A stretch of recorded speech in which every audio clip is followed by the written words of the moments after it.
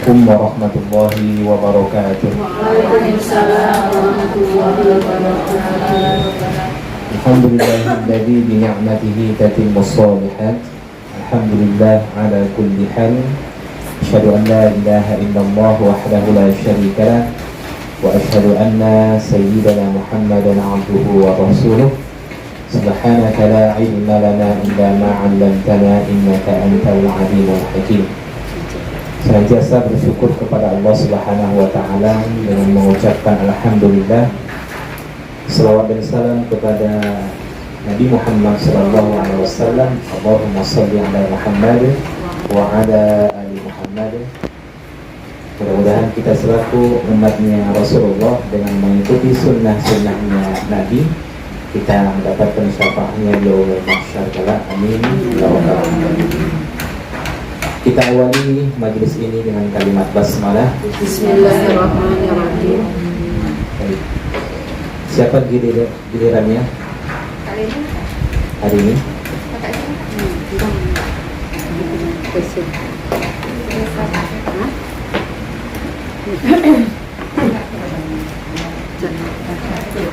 A'udzu billahi minasy syaithanir rajim.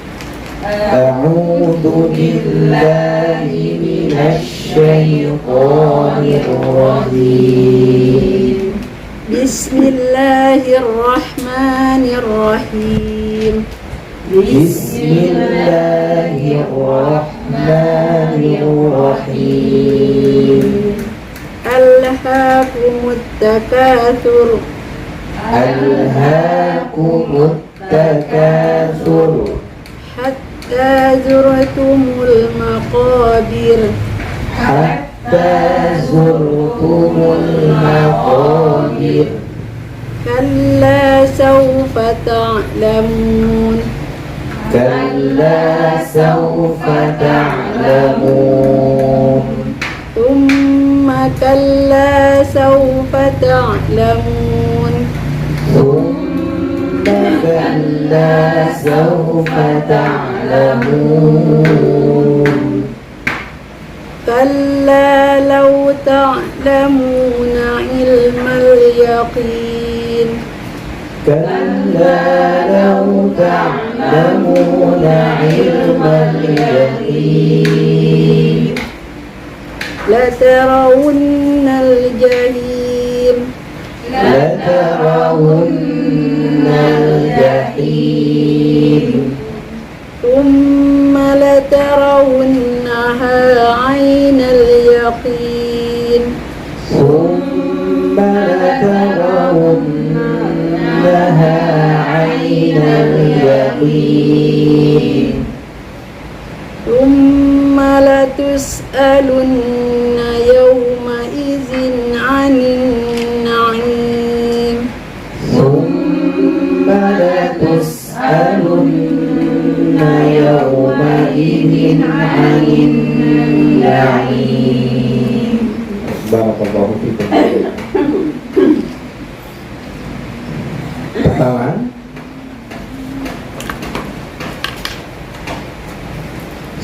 surah ini tergolong surah Makkiyah.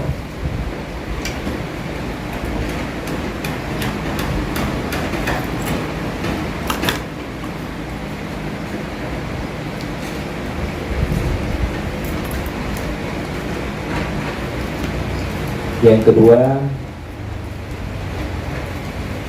nama lain dari surah ini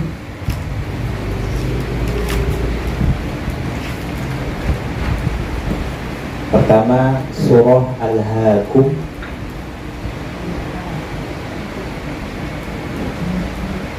Dan yang kedua surah Al-Hakum. Dan surah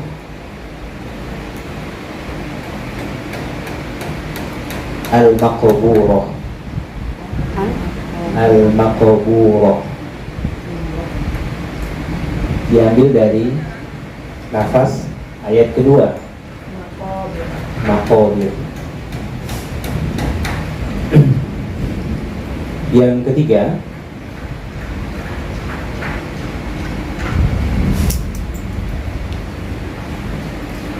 Sasaran pembicaraan surah ini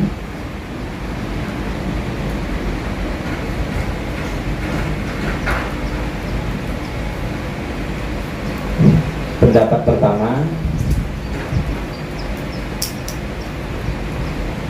ditujukan kepada kaum kafir Quraisy, ditujukan kepada kaum kafir Quraisy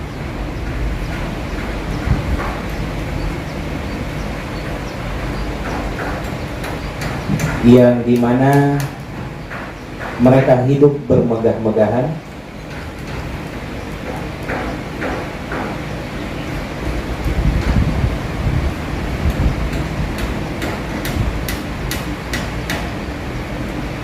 sehingga mengingkari atau melupakan hari kebangkitan.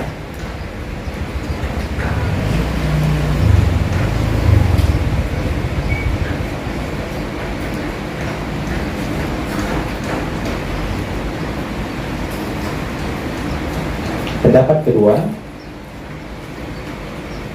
masih nomor 3 ya Bunda? Iya. Ditujukan kepada dua kabilah kaum Ansor, ditujukan kepada dua kabilah kaum Ansor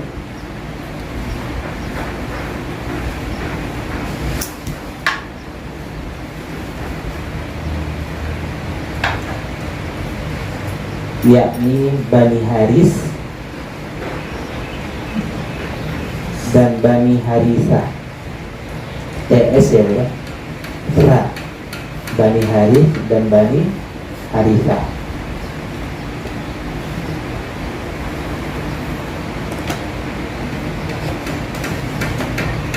Di mana mereka saling berbangga-bangga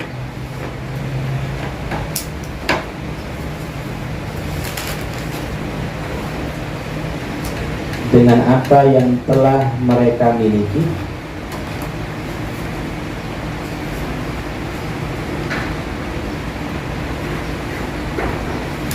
baik kedudukan,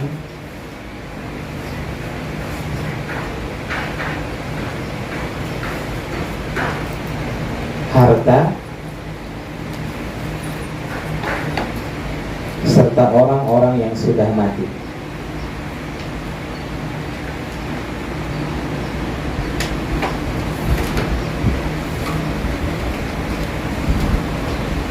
Bahkan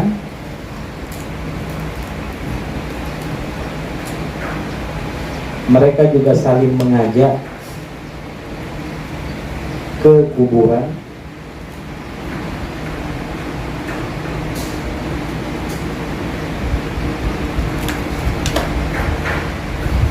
untuk menyombongkan kepahlawanan, untuk menyombongkan kepahlawanan golongannya.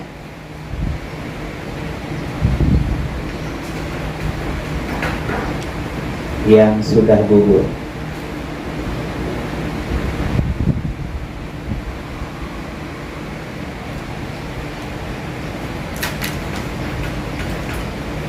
Paham maksudnya Bunda? Jadi kalau kita melihat pendapat yang kedua, bukan hanya mereka saling berbangga-bangga dalam hal harta dan kedudukan, bahkan mereka saling berbangga-bangga terhadap orang yang sudah mati. Dan ini banyak juga dilakukan di zaman ini, di mana seseorang itu saling membangga-banggakan orang yang sudah mati. Contohnya seperti orang-orang yang terdahulu, baik itu datangnya dari kaumnya, keluarganya, atau sukunya, dengan mengatakan, lihat itu almarhum dulu semasa hidupnya bla bla bla bla. Jadi seperti itu. Dulu almarhum itu adalah orang yang hebat, orang yang seperti ini dan seperti itu. Itu kalian tahu bahwasanya itu adalah golonganku, atau itu sukuku, atau itu kerabatku. Nah itu banyak, dan ini terjadi sampai saat ini Bunda. Nah itulah kebiasaan Bani Haris dan Bani Harisah. Yang keempat, tema utama di dalam surah ini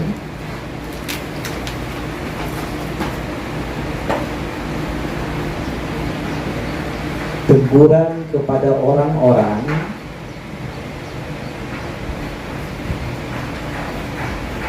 yang hidupnya bermegah-megahan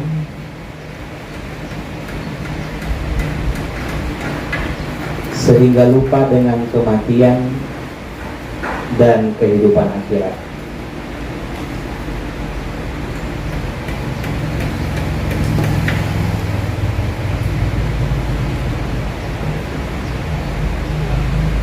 Baik, kita masuk tafsir dan tadabbur.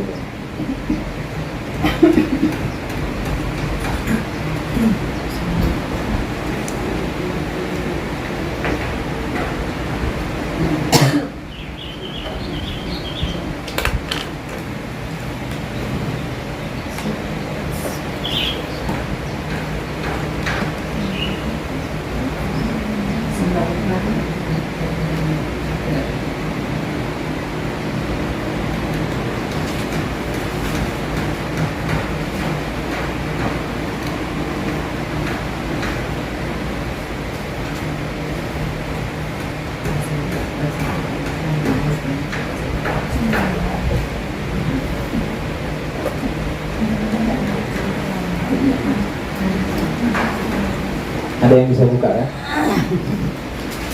Maaf, susah yang nggak ada buku nih bunda. Apa neng? Jarum. Oh iya.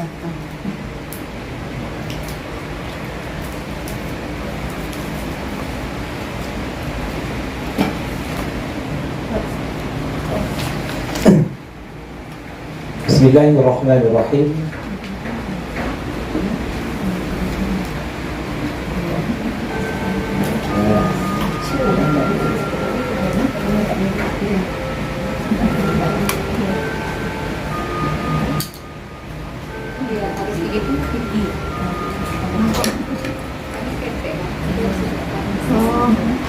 Itu kodok.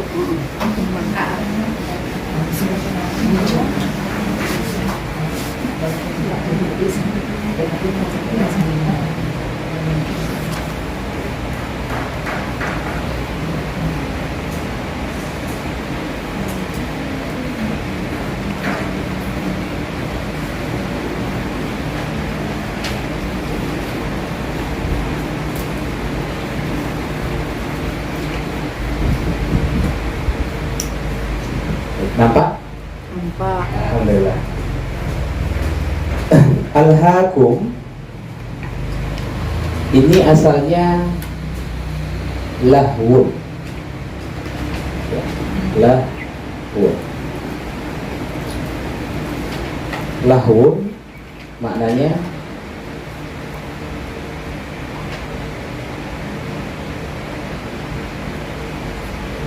suatu sikap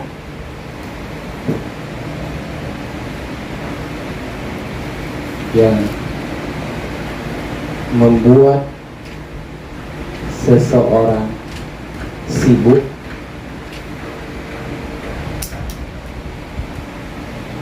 sehingga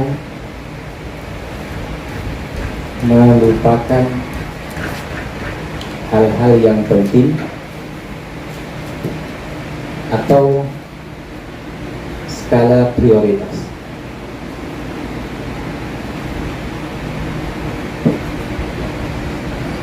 Jadi makna lahwun itu satu sikap yang membuat seseorang sibuk sehingga melupakan hal-hal yang penting atau dia melupakan hal-hal yang menjadi skala prioritas. Bukan dilupakan secara total ya bunda, tapi sering dilupakan. Nah, padanan katanya di dalam bahasa Indonesia adalah maknanya dimaknai dengan lalai. Nah, maka al-hakum maknanya adalah telah melalaikan kalian.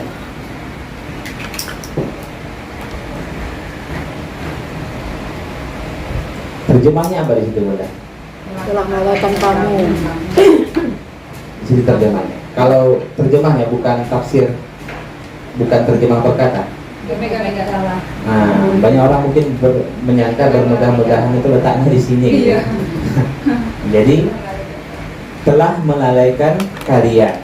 Nah, lalai. Sekarang pertanyaannya, apa yang menjadi skala prioritas dalam hidup? Maka jawabnya adalah ibadah, mati, husnul khotimah,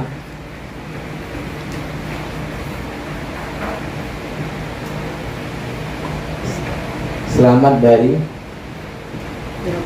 azab kubur,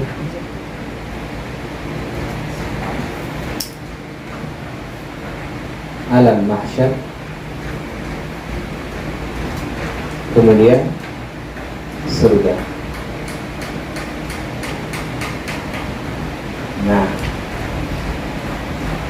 hal yang perlu kita yakini, kita ketahui bahwasanya skala prioritas kita dalam hidup ini adalah ibadah, mati dalam keadaan husnul khotimah, selamat dari azab kubur, selamat dari azab mahsyar, kemudian masuk surga. Jadi suatu sikap yang membuat seseorang sibuk sehingga melupakan hal-hal yang penting atau skala prioritas, inilah dia. Nah, apa contohnya? Makanya sebelum kita lanjutkan, makanya bahasa Arab senda gurau dan hiburan itu juga dimaknai dengan lahwun. Senda gurau, hiburan, itu bahasa Arabnya lah lahwun. Nah, sehingga dari sini dapat kita pahami, seseorang itu terkadang sibuk dengan senda gurau sehingga lupa mati. Sibuk nonton drakor, lupa mati. Sibuk main musik, lupa mati. Apalagi sibuk dengan harta, lupa mati. Nah, inilah maksud al-hakum. Nah, telah melalaikan kalian. Sekarang kita lanjutkan. Apa yang melalaikan manusia itu? At-takatsur.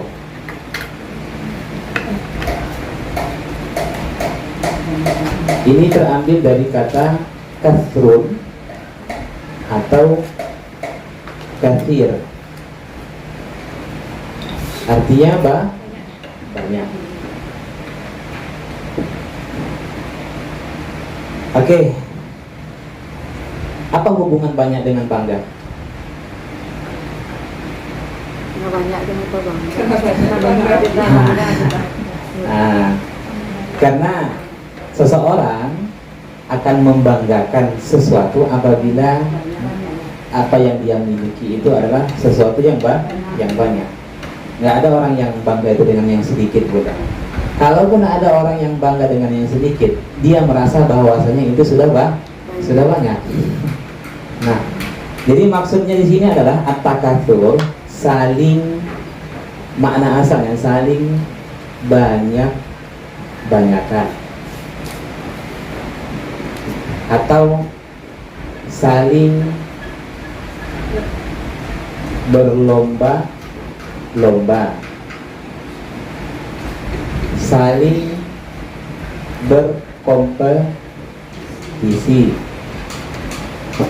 Bahasa kerennya saling bermegah-megahan.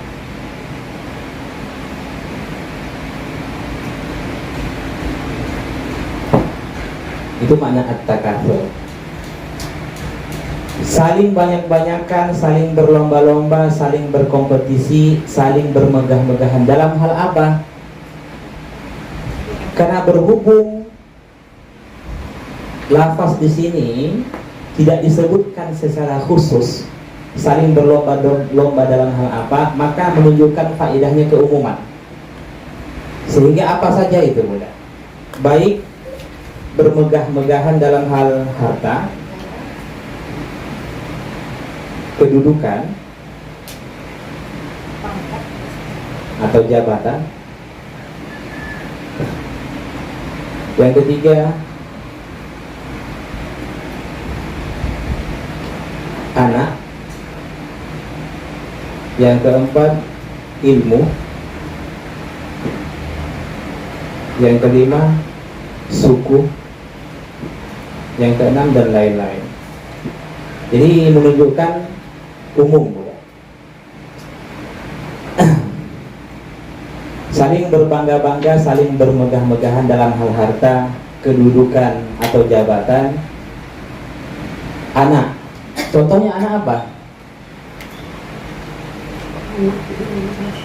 Nah, anakku sekolahnya di sini, biayanya sekian, kerjanya di sini, pasangannya dia nikah dengan si fulan. Yang tujuannya sebenarnya hanya untuk dia bangga-banggakan. Termasuklah itu dia memiliki sifat at-takasur. Demikian juga dengan ilmu. Seseorang yang belajar, saya telah belajar kepada syekh ini, syekh itu, dan lain sebagainya, yang tujuannya sebenarnya bukan untuk mendekatkan dirinya kepada Allah Subhanahu wa Ta'ala, melainkan hanya untuk dibangga-banggakan, maka dia telah memiliki sifat at-takasur. Baik juga dalam hal harta. Suku juga seperti itu. Aku Minang loh. Minang itu jiwa dagangnya. Nah, atau Batak. Maksudnya jangan tidak menyindir secara khusus ya. Nah, Batak, Jawa dan lain sebagainya. Sebenarnya tujuannya hanya untuk dibangga-banggakan. Maka masuklah dia sifat at-takasur.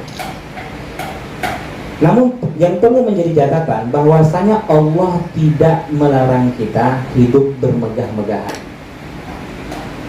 Silahkan cari harta itu sebanyak-banyaknya.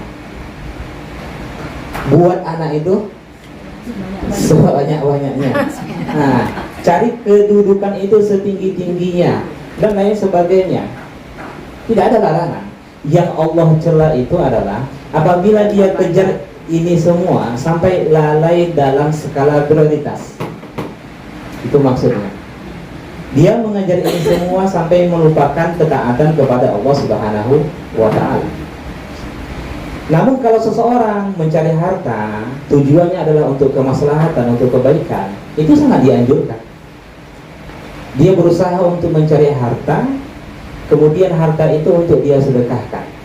Tujuannya mencari harta selain untuk memberikan nafkah kepada keluarganya, di samping itu juga untuk bersedekah. Itu sangat dianjurkan. Yang menjadi masalah itu sebenarnya adalah dia sudah berada di atas kecukupan, tapi karena melihat seseorang memiliki sesuatu yang banyak, seperti rumah yang mewah, mobil yang banyak, kemudian apa lagi? Aset yang banyak, sehingga dia tidak puas dengan apa yang dia miliki. Dia berkompetisi untuk menyaingi orang tersebut, sehingga lupalah dia dengan skala prioritas. Nah, maka dia masuk sifat at-takasur. Makanya ketika Rasulullah SAW membaca ayat ini, ketika turun ayat ini, Nabi pun membacakan satu hadis di tengah-tengah kaum kafir Quraisy. Apa yang Nabi katakan?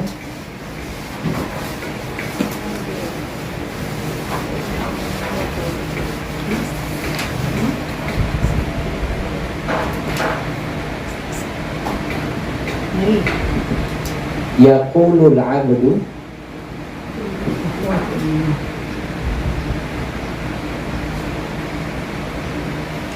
mali. Ini sudah kita sampaikan sebelumnya mungkin ya, Bunda. Seorang hamba itu berkata, mali, hartaku.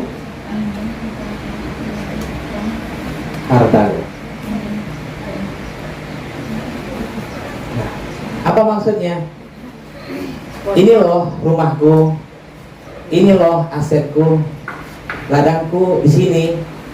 Anakku sekolahnya di sini, itu kebiasaan kafir Quraisy, Bunda. Wah, betul. Jelas ya? Nggak ditanya, Bunda, dia sudah ngomong, asetku di sini loh, dan lain sebagainya. Itu maksudnya mali. Kemudian sikap yang seperti itu Nabi tegur. Apa yang Nabi katakan? Innama lahu min malihi salasun. Sesungguhnya baginya hartanya hanyalah 3. Apa itu? Yang pertama, ma akala fa'afna. Yang kedua, au labisa fa'abla, au a'ta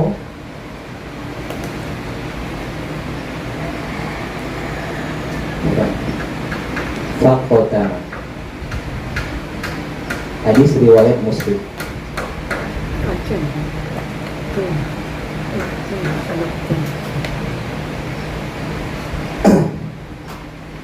Kemudian lanjutannya, wa ma siwa dzalik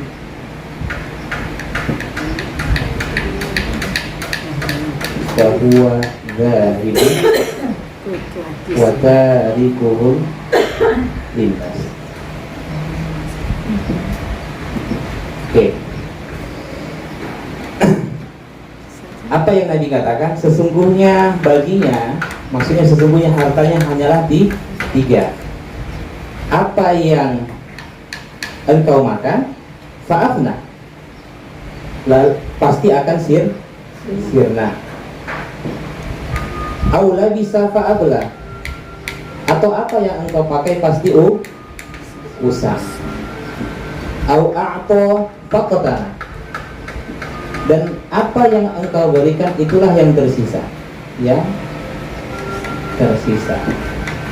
Kemudian Nabi pun mengatakan, wa ma siwa dzalik, dan adapun selain itu fahuwa dzahibun, maka dia akan pergi, wa tarikuhul linnas, dan meninggalkannya kepada manusia.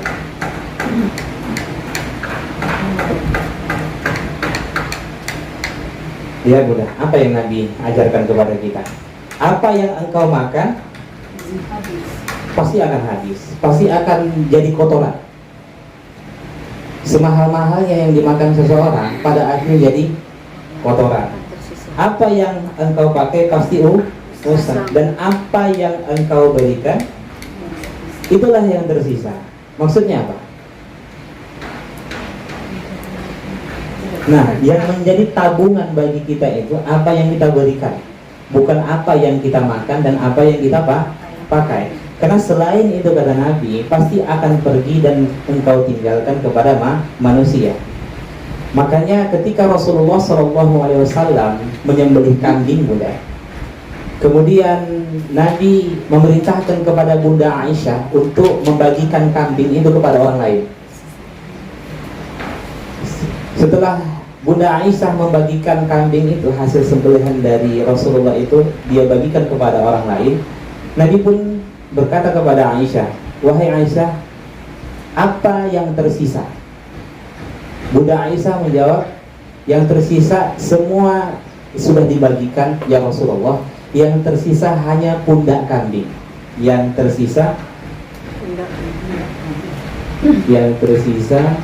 hanya pundak kambing.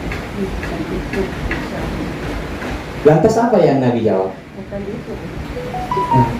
Oh, boleh?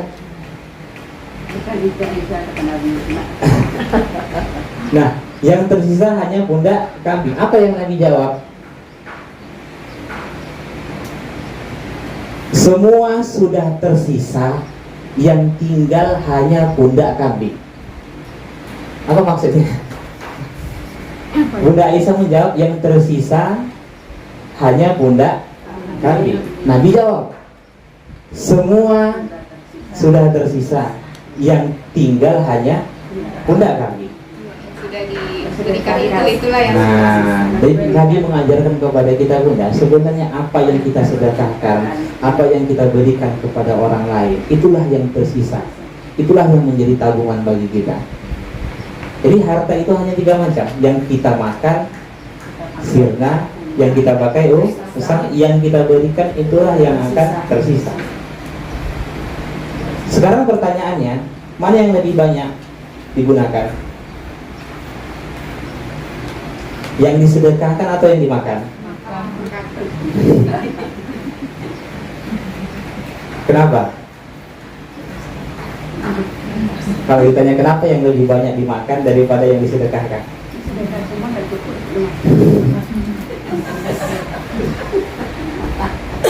Masalahnya Bunda, kita tidak yakin bahwasanya iman itu tidak sampai pada tahap itu, bahwasanya apa yang kita sedekahkan itulah yang menjadi tabungan bagi kita. Nah, bukan berarti kalau begitu Ustaz, saya sedekahkan semua sampai saya tidak makan. Itu bukan begitu memahaminya. Jangan sampai lupa dengan ketaatan. Jadi masuk lagi pada ayat ini, Bunda, bahwasanya jangan sampai harta yang kita cari selama ini itu sampai melalaikan kita dalam ketaatan. Coba bayangkan, ada orang yang sudah punya rumah, lantas dia membangun satu rumah lagi, padahal rumah yang ia akan bangun itu bukanlah satu keperluan bagi dirinya. Ada orang yang seperti itu? Ada. Coba bayangkan betapa banyak waktunya yang habis hanya untuk membangun satu rumah tersebut. Dia sibuk mencari lokasi tanahnya di mana. Setelah itu sibuk dia mencari arsiteknya. Setelah itu dia sibuk mencari bahan bangunannya. Kemudian dia sibuk membangun rumah tersebut. Belum lagi ternyata bahwasanya sumber uangnya berasal dari hutang. Setelah rumah itu jadi, dia pun sibuk memikirkan bagaimana cara membayar hutang tersebut. Betapa banyak waktunya yang habis hanya gara-gara harta. Nah, itu yang Allah celah. Sampai-sampai lupa dengan skala prioritas. Termasuk juga anak. Anak itu kan di mana Allah Subhanahu wa taala mengatakan al-malu wal banun zinah. Ya kan? Harta dan anak adalah perhiasan. Tapi anak itu juga sebagai sumber ujian. Harus kita yakini bahwasanya anak itu sumber ujian. Apalagi sumber kepelitan. Nah, apa maksudnya? Daripada dia punya uang, jajan anaknya 5.000 rupiah, dia punya uang 10.000. Setelah dia pikir-pikir, lebih baiklah uang ini untuk anak saya daripada saya sedekahkan. Betapa banyak orang tua yang seperti itu, udah. Hanya gara-gara anaknya itu menjadi sumber bagi dirinya, menjadi orang yang bakhil. Anak itu juga menjadi sumber kebodohan. Kenapa? Betapa banyak orang tua yang tidak ngaji gara-gara anak. Bukan tidak boleh, maksudnya kalau begitu saya tinggalkan anak saya, Ustaz, bukan seperti itu. Jangan sampai itu menghalangi kita dari ketaatan. Karena nanti ketika dia sudah sudah punya cucu, ditanya kenapa nggak ngaji, dia jawab sibuk jaga cucu. Jangan sampai, karena kecintaan kita kepada anak itu sangat berlebihan sampai menghalangi kita dari ketaatan. Betapa banyak orang tua yang durhaka kepada Allah gara-gara nggak tegaan kepada anaknya. Ada satu kasus di mana anaknya tidak memakai jilbab, cuman karena ibunya nggak tegaan, begitu besarnya rasa sayangnya kepada anaknya, dia tidak mau menegur anak tersebut. betullah apa yang dikatakan Allah Subhanahu wa taala, bahwasanya anak itu juga menjadi sumber ujian, termasuk juga anak itu menjadi sumber kedurhakaan. Anaknya sekolah dari pagi sampai sore full day, kemudian di waktu ketika pulang sampai rumah, dia melihat anaknya itu begitu capek, begitu meletihkan, sehingga dia bilang kepada orang tuanya, "Mak, saya maghrib ini tidak sholat, capek kali." Karena cintanya berlebihan kepada anak itu, dia biarkan anak itu tidak sholat. Dia ridho dengan perbuatan anak tersebut. Itu menunjukkan bahwasanya ibunya durhaka kepada Allah. Jadi jangan sampai anak yang kita sayangi itu menjadi sebab kita melalaikan ketaatan kepada Allah Subhanahu wa taala. Baik, termasuk juga orang-orang yang sibuk mengumpulkan sesuatu yang sebenarnya tidak bermanfaat untuk akhiratnya, bahkan tidak bermanfaat untuk dunia. Apa itu? Coba sebutkan contohnya, Bu. Tidak bermanfaat untuk dunia dan tidak bermanfaat untuk akhirat. Ada orang-orang yang sibuk seperti itu. koleksi baju. Nah, koleksi perangko, tas, baju, batu aki, keris, apa lagi? Mobil-mobil antik, motor-motor antik. Kalau dipikirkan apa manfaatnya untuk dunia? Kan tidak ada manfaatnya, Bunda. Jelas ya. Hanya dia pajang di situ, nggak dia pakai dan lain sebagainya, kan pasrah. Karena berhubung audiensnya perempuan gitu kan. Nah, jadi jangan sampai, Bunda, koleksi baju tidak dipakai. Lebih menyedihkan lagi, itu tidak dia bawa mati, dan nanti ketika dibangkitkan itu mesti dipertanggungjawabkan. Benarlah apa yang disampaikan oleh penyair Arab ya. Artinya begini, manusia itu datang tidak membawa sesuatu, kemudian setelahnya dia mengejar segala sesuatu, kemudian dia meninggalkan segala sesuatu, pergi tidak membawa sesuatu, dan ketika dibangkitkan dia harus mempertanggungjawabkan segala sesuatu. Iya kan? Kita hidup tidak membawa sesuatu. Di saat kita datang keluar dari rahim ibu kita, Bunda, kita tidak membawa sesuatu. Setelah itu kita hidup mengejar segala sesuatu. Kemudian setelahnya kita meninggalkan segala sesuatu. Bangkit menuju alam mahsyar, kita pergi tidak membawa sesuatu, dan kita harus mempertanggungjawabkan segala sesuatu. Jadi jangan sampai apa yang kita kumpulkan selama ini, nikmat-nikmat yang kita terima selama ini, itu tidak sedikit pun membawa kebaikan. Jadi ini nasihat bagi diri saya dan kepada ibu dan sekalian. Mesti apapun yang kita lakukan dalam hidup ini harus mendatangkan kebaikan. Saya punya jamaah, dia absen tilawah satu hari itu 5 juz, Bunda. Nah, saya kepo, saya tanya, apa Bunda nggak punya pembantu ya di rumah? Tidak, Ustaz. Terus kok sampai bisa satu hari itu baca 5 juz? Nggak ada siap masak, ngaji, menunggu masak. Ketika selesai nyuci piring, kemudian ketika memasak, sebelum masak tuh lauknya saya ngaji, setelah itu ngaji. Yang penting waktu kosong-kosong Ustaz saya ngaji. Padahal dia ngaji itu lambat, Bunda, karena saya lama mengajar dia. Ngajinya itu lambat, tapi bisa dapat 5 juz dalam sehari. Kenapa? Karena hari-harinya dia isi dengan kebaikan. Betapa banyak, Bunda. dalam sehari itu kan 24 jam. Kita lihat dalam 24 jam itu berapa jam yang kita isi dengan kebaikan.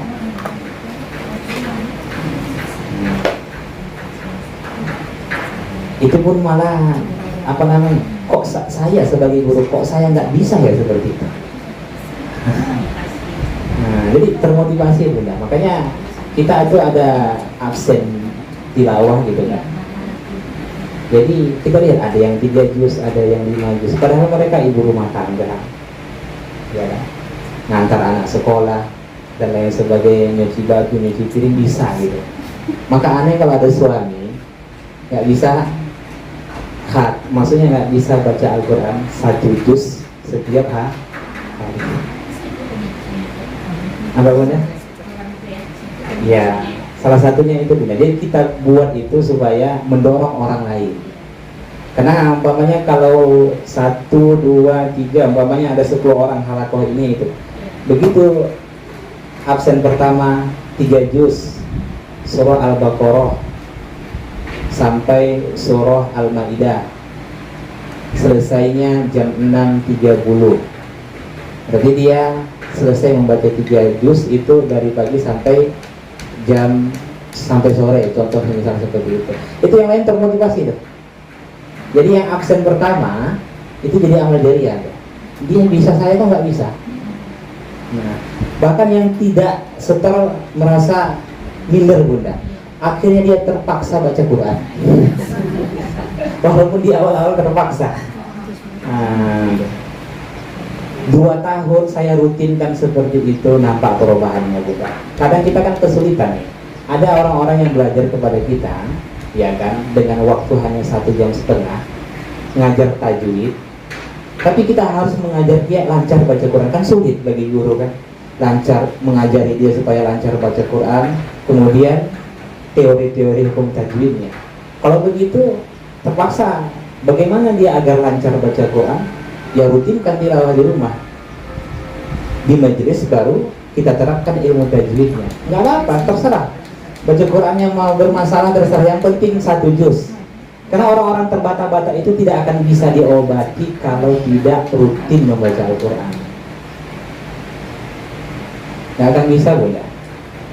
Jadi hanya dengan 1,5 jam sepekan lancar baca Quran nggak mungkin. Kecuali sudah ada background dari awal, ya kan. Jadi bagaimana agar tidak terbata-bata membaca Al-Quran? Maka rutinkan tilawah di rumah. Dan ini juga menjadi contoh bagi kita. Saya sampaikan ini supaya menjadi contoh bagi kita, bahwasanya kok bisa yang ibu itu bisa membaca Al-Quran 1 hari 5 juz. Ibu itu makan nasi, kita makan nasi Bunda. Oh Ustaz, dia kan nggak punya pembantu, kita juga nggak punya pembantu. Nggak ada sosmed lah. Nggak ada sosmed ya. Main udah main media sosial kan. Ada sosial media. Jadi yang menjadi masalah keinginan itu. Iya. Atau mungkin ada sesuatu yang membuat kita sibuk sehingga kita melalaikan skala prioritas. Apa itu? Lebih senang dia ngobrol dengan temannya berjam-jam daripada baca Quran. Mungkin itu yang menghalangi. Iya kan? Ada orang yang sampai 3 tahun dia nonton drakor, baru dia, iya ya, apa nggak untungnya bagiku ya? Udah 3 tahun aku nonton drakor gitu, kebaikan nggak ada satu pun. Baru sadar dia pun. Iya kan?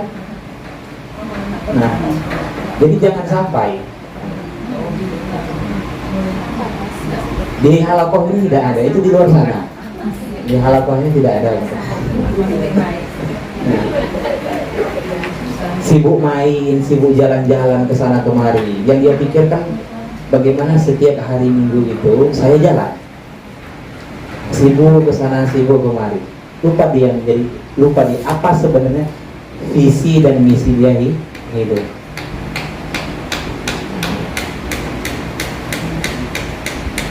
Baik. Ada yang tanyakan sampai sini?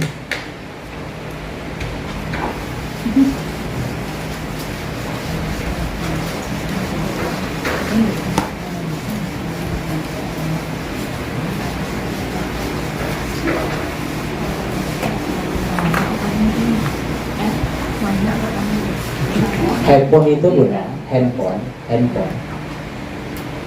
Saya pernah mendengar satu ceramah dari seorang ustadz, dia mengatakan begini,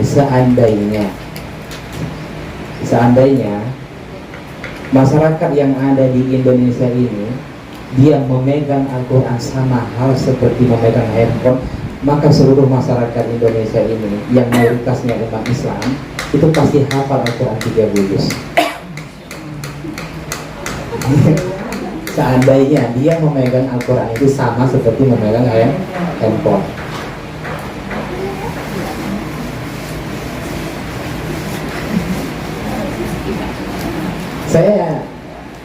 Saya megang handphone tapi baca Quran.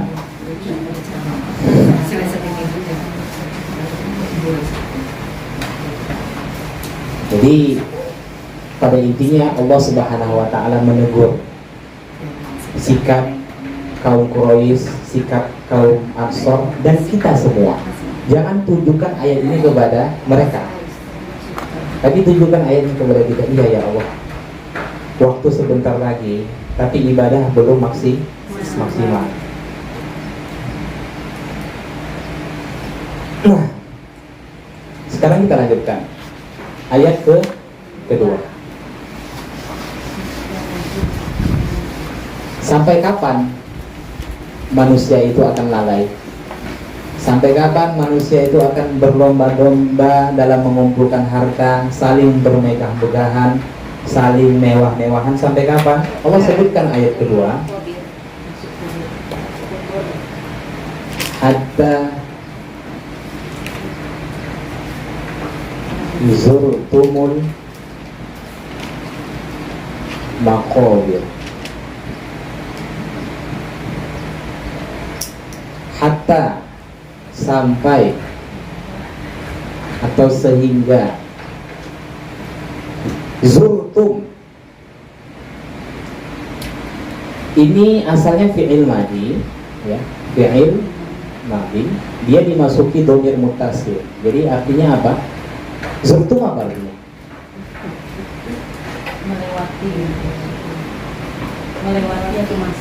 Melewati atau masuk. Yang ini makobir, kuburan. Masuk ke dalam kubur atau berkunjung ke tempat perkuburan? Masuk. Serius? Ya. Harusnya kalau masuk ke dalam kubur itu Allah menggunakan redaksi dakhola. Tapi maksudnya pada konteks ayat ini adalah, lihat, zurtum itu asalnya zaro, yaziru,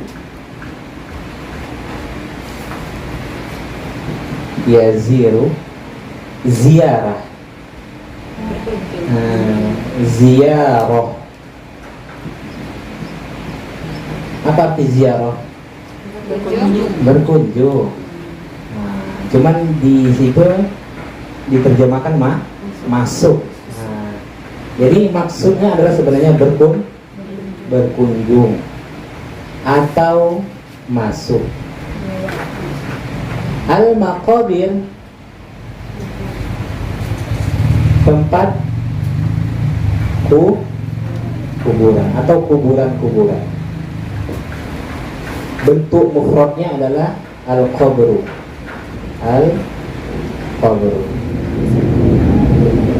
Nah, sehingga ada 3 penafsiran di dalam ayat ini. Maksud yang pertama adalah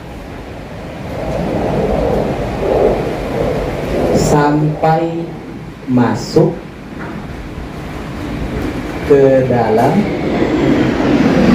kubur,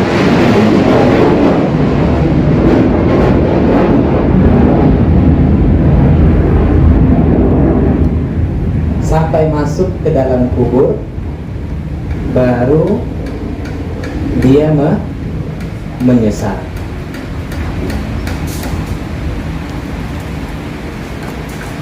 Ini yang pertama. Yang kedua, sampai masuk ke tempat kuburan.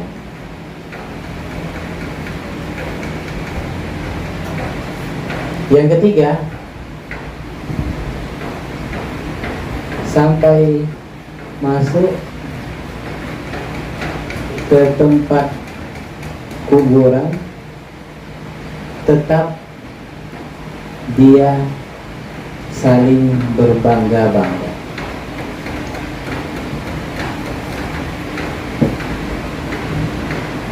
Ada 3 tafsiran ulama. Kita bahas. Pertama, sampai kapan seseorang itu berhenti berlomba-lomba, berkompetisi dalam banyaknya harta, saling bermegah-megahan sampai lalai dalam ketaatan, sampai dia masuk ke dalam kubur. Berarti yang menghentikannya apa? Kematian. Itu artinya apa? Oh, kalau begitu berarti misi hidupnya ketika dunia bukanlah ibadah, melainkan apa? Hanya untuk bagaimana hidupnya mewah. Nah, ada kisahnya Bunda. Ini ada yang bertanya kepada saya. Tadi pertanyaan titipan.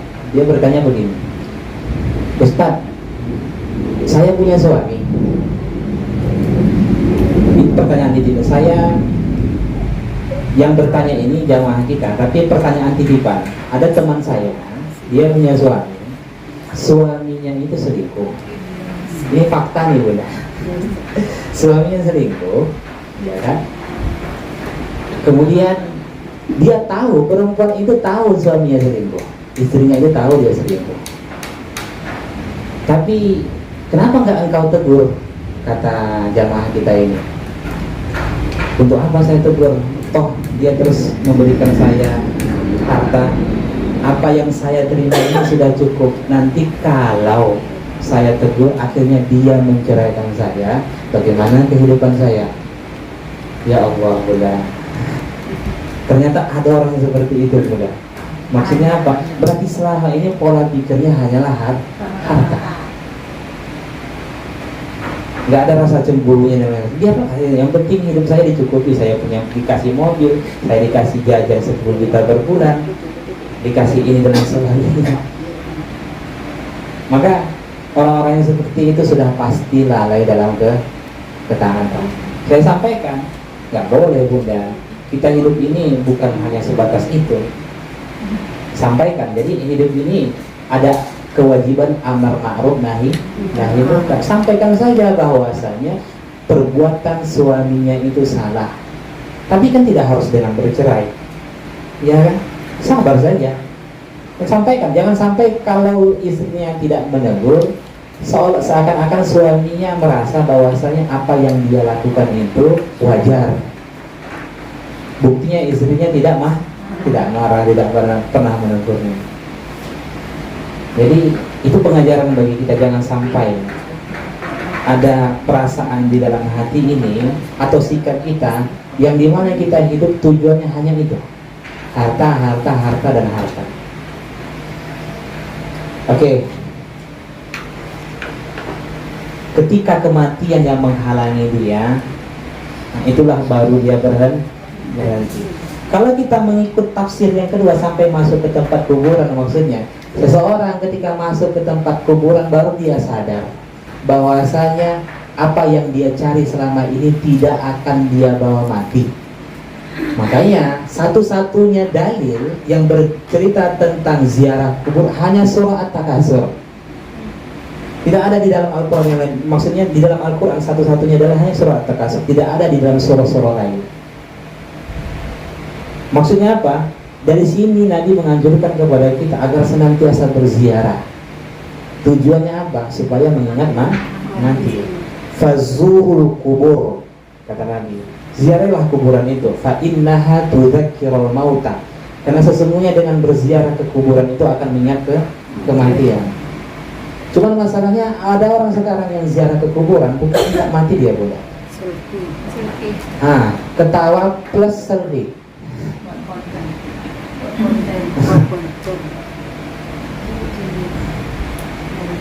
Ini alam akhirat.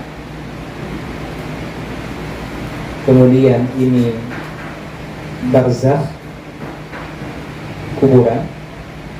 Kemudian ini alam dunia. Suatu ketika Utsman itu pergi menziarahi kuburan, lantas Utsman menangis. Berulang-ulang terus dia melakukan hal yang demikian. Dia, Utsman bin Affan, itu ziarah ke kuburan, Utsman menangis. Sampai sahabat bertanya, wahai Utsman, kenapa ketika engkau membaca Al-Quran ketemu dengan ayat yang bercerita tentang neraka, kamu tidak menangis, tapi ketika masuk ke dalam kuburan kamu menangis? Apa yang Utsman jawab? Tuhan, yang aku tangiskan wahai sahabat-sahabatku, ketika aku di barzakh ini, di alam kubur ini, aku diazab, sudah pasti aku nanti di alam akhirat diazab kembali. Kalau aku diazab di alam kubur, sudah pasti di alam akhirat aku diazab. Itulah yang membuat aku menangis. Jadi ini pengajaran bagi kita bahwasanya tujuan kita berziarah itu adalah supaya ingat mati. Seperti yang saya sampaikan kemarin, bukan meminta kepada si mayit, tapi tujuan mengingat mati, mendoakannya. Ada orang yang mungkin belum dia teringat mati, ya kan? Kalau tidak berziarah, cara satu-satunya supaya dia mengingat bahwasanya apa yang dia cari selama ini tidak akan dia bawa, itu dengan berziarah. Nah, inilah dalil bahwasanya berziarah ke kuburan itu sunnah hukumnya. Yang ketiga, kalau kita mengikut tafsir yang ketiga, sampai masuk ke tempat kuburan pun dia tetap saling berbangga-bangga. Nah, pergi ke kuburan bunda, bukan ingat mati dia bunda. Ini dua ayahku ini, lihatlah. Ketika hidup di dunia, bukan nggak orang hebat nih, nggak ada apa-apa sama ayahmu yang di sana. Artinya mereka saling membangga-banggakan terhadap orang yang sudah mati kepada orang yang hidup. Itu gubernur sekarang itu anak dari kakeknya aku gitu. Nah, padahal jauh udah. Untuk apa dia sebutkan itu? Itu ada hubungan, itu orang, itu suku ini tuh, ada suku ini tuh. Itu apa dia sampaikan itu? Ya. Jadi terlepas dari penafsiran ini, jumhur ulama mengatakan yang paling rajih adalah pendapat yang kedua.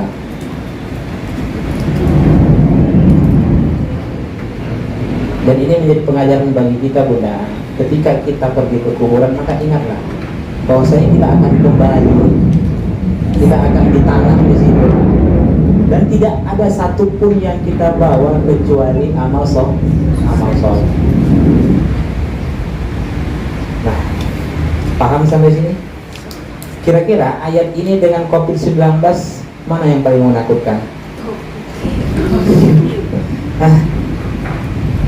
Ayat ini dengan COVID-19 yang mana yang paling menakutkan?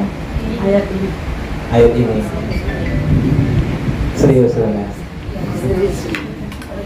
Baru tahu. Ya. Padahal ayat ini sudah lama, Bung. Sejak lebih dari 1400 tahun yang lalu Allah sudah menurunkan ayat ini. Jadi yang menjadi masalah itu apa?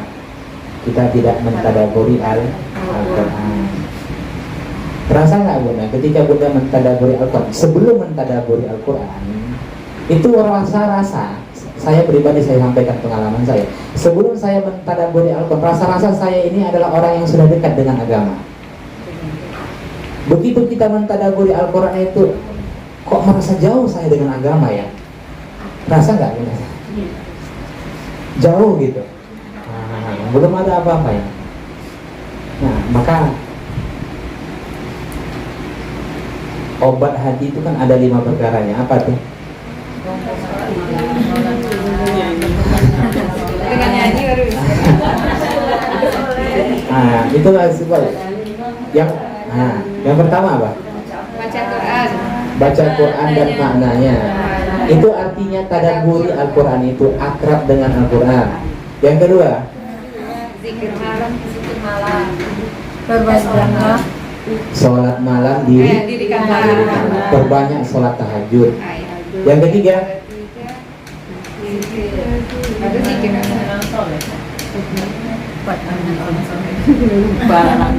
berkumpullah dengan orang-orang soleh. Yang keempat, perbanyaklah berpuasa. Yang kelima,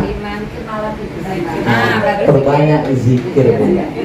Itu dikutip oleh Opik dari pendapatnya Imam An-Nawawi. Lagu itu dikutip dari Imam An-Nawawi. Imam An-Nawawi mengatakan cara untuk mengobati hati yang lalai itu hanya dengan 5 perkara, dan itu dilakukan. Tombol hati ya. Tidak ada cara lain mudah. Bagaimana untuk menumbuhkan keyakinan ini terhadap azab kubur, ya kan? Kemudian apalagi hari kebangkitan. Bagaimana agar hidup kita ini tidak lalai dengan 5 perkara. Dan di situ ditaruh yang paling atas apa? Tadabburi Al-Quran. Kan ada 2 sebab sebenarnya, Bunda. Karena Al-Quran karena kamu dekat dengan Al-Quran menghalangi dirimu untuk tidak bermaksiat kepada Allah, atau karena maksiat yang engkau lakukan menghalangi dirimu dekat dengan Al-Quran. Hanya ada 2 sebab. Dengan Al-Quran menghalangi dirimu dari maksiat, atau karena maksiat menghalangi dirimu dekat dengan Al-Quran.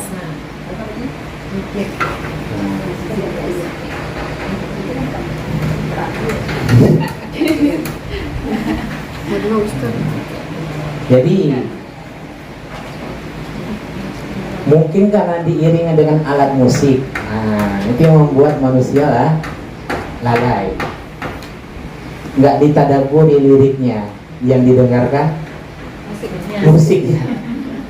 Nah, kembali lagi pembahasan musik nanti kan ribut jadinya. Karena musik dia hafal. Karena dengan musik itu jadi hafal. Nah, Ada musiknya. baik Bunda. Jadi alhamdulillah, coba buka surah Al-Munafiqun. Surah Al-Munafiqun.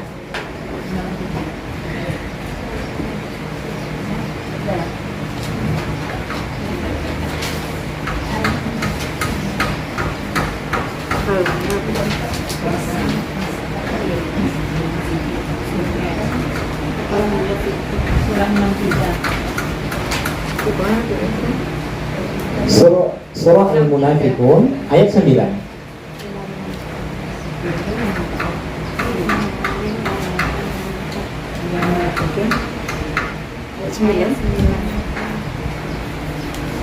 Allah Subhanahu wa ta'ala berfirman, ya ayyuhalladzina amanu la tulhikum amwalukum wala auladukum an zikrillah wa man yaf'al dzalika fa ulaika humul khasirun.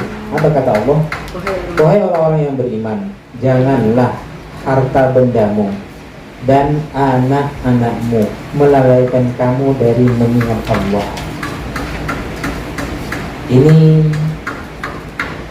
Ayat ini menegaskan kepada kita, jangan sampai harta yang kita miliki dan anak-anak yang dititipkan oleh Allah kepada kita, yang harusnya menjadi sumber kebaikan kepada kita, tapi malah melalaikan kita dari ketaatan.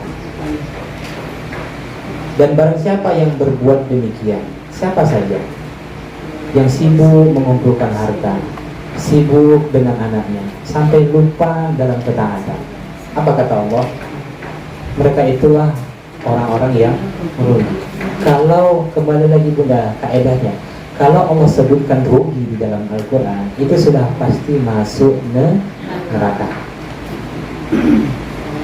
Nah, kalau Allah sebut orang-orang yang beruntung, berarti itu bercerita tentang surga. Jadi jangan sampai hal itu melalaikan kita dalam ketaatan. Baik, kita lanjutkan.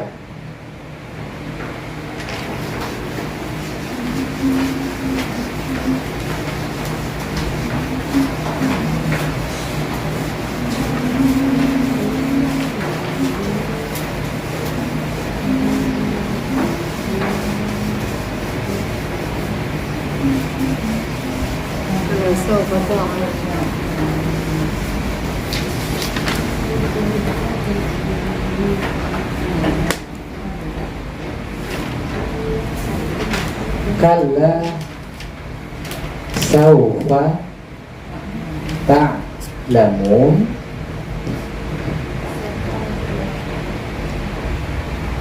summa kalla saufa ta'lamun. Kalla, sekali-kali tidak, jangan begitu, jangan pernah sama sekali. Allah menegur siapa saja orang-orang yang hidupnya bermegah-megahan sampai lupa dalam menjalankan ketaatan kepada Allah Subhanahu wa taala. Allah katakan kalla, jangan pernah lakukan itu. Paham ya? Jadi kalla ini kalimat bantahan dari Allah Subhanahu wa taala. Saufa, kelak kalian akan mengetahui. Kembali Allah ingatkan. Summa, kemudian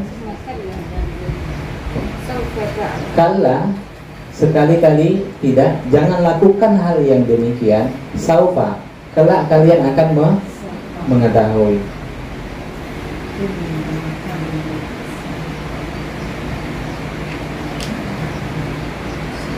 Apa maksud dari ayat ini? Seakan-akan Allah mengatakan begini Bunda, coba perhatikan. Jangan pernah lakukan hal yang demikian. Jangan kalian hidup berlomba-lomba dalam mengumpulkan harta, hidup bermegah-megahan sampai lupa dalam ketaatan. Jangan pernah lakukan hal yang demikian. Saufa ta'lamun, andai kalian tetap melakukan itu, paham ya? Kalian akan mengetahui dampak dari perbuatan itu. Nah, itu maksudnya. Andai kalian lakukan, kalian akan mengetahui dampak dari sifat at-takatsur.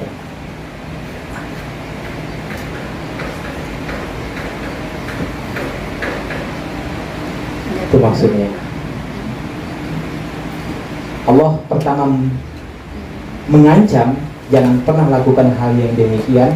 Kembali lagi Allah mengancam, andai tetap kalian lakukan, kalian akan mengetahui dampak dari sikap at-takatsur.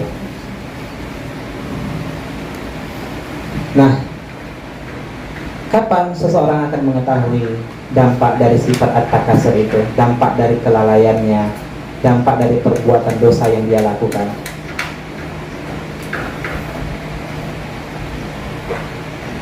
Ada 3, Bunda. Mohon maaf, ada 4. Pertama, saat sakratul maut, kata para ulama, saat sakratul maut. Yang kedua, di alam kubur. Di alam mahsyar. Kemudian neraka. Ternyata Bunda, dampak perbuatan yang dilakukan itu tidak hanya akan dirasakan azab yang dia rasakan ketika di neraka saja. Di alam mahsyar juga iya, di alam kubur juga iya, termasuk saat sakratul maut.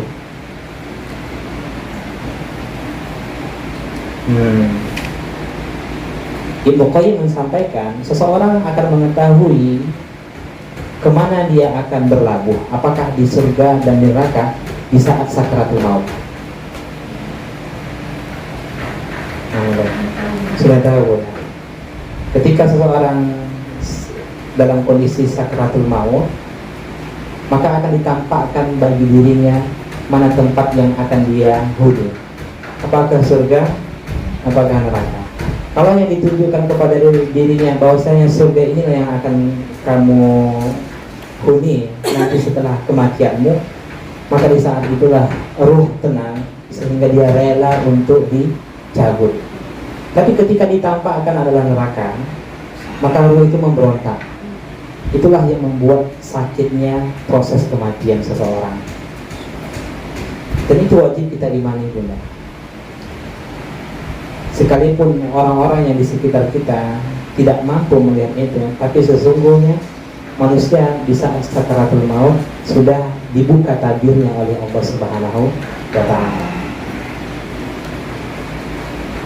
Sehingga sakit, proses kematian itu sakit.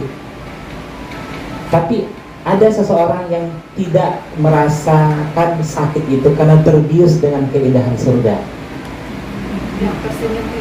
Paham ya? Kalau ditanya apakah kematian itu menyakitkan? Iya. Tapi Nabi kok mengatakan bahwasanya ada orang-orang yang ruhnya dicabut seperti air yang keluar dari mulut ceret. Kok ada seperti itu? Begitu ringan, Bunda. Ternyata para ulama memahaminya karena terbius dengan keindahan surga yang ditampakkan kepada dirinya, sehingga tidak terasa ruh itu ketika dicabut oleh Allah Subhanahu wa Ta'ala. Itulah tanda bahwasanya dia mati husnul khotimah. Baik, kita lanjutkan. Kalla lau ta'lamu, kalla lau ta'lamuna ilman yaqin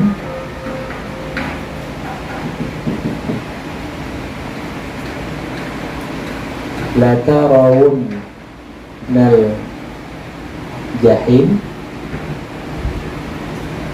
thumma la tarawunnaha ainal yaqin. Kita cukupkan sampai ayat ke 7 ya. Insya Allah pekan depan pembahasannya ayat terakhir itu pembahasan yang sangat panjang. Kita lanjutkan pekan depan ayat terakhir. Ya, sekali-kali tidak, jangan pernah sama sekali lakukan hal yang demikian. Kembali lagi ke At-Takasur ya Bunda. Nah, lau, seandainya atau jikalau, sekiranya. Lau itu bisa dimaknai seandainya, jikalau atau sekiranya. Ta'lamuna, kalian mengetahui dengan ilmu yakin. Apa maksudnya?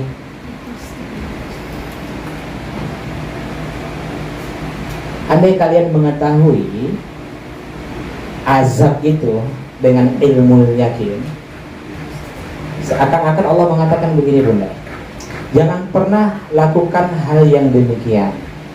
Andai kalian mengetahui azab itu dengan ilmu yakin, pasti kalian akan berhenti. Cuman apa yang menjadi sebab manusia tidak berhenti dari kelalaiannya? Karena tidak yakin. Kan itu masalahnya Bunda. Jelas ya? Nanti akan saya bahas apa yang maksud dengan ilmu yakin. Nah, la tarawunnal jahim. La tarawunna, benar-benar atau pasti kalian engkau melihat neraka jahim. Jahim itu secara bahasa artinya tempat yang amat panas. Tempat yang amat panas. Salah satu di antara nama-nama neraka jahanam.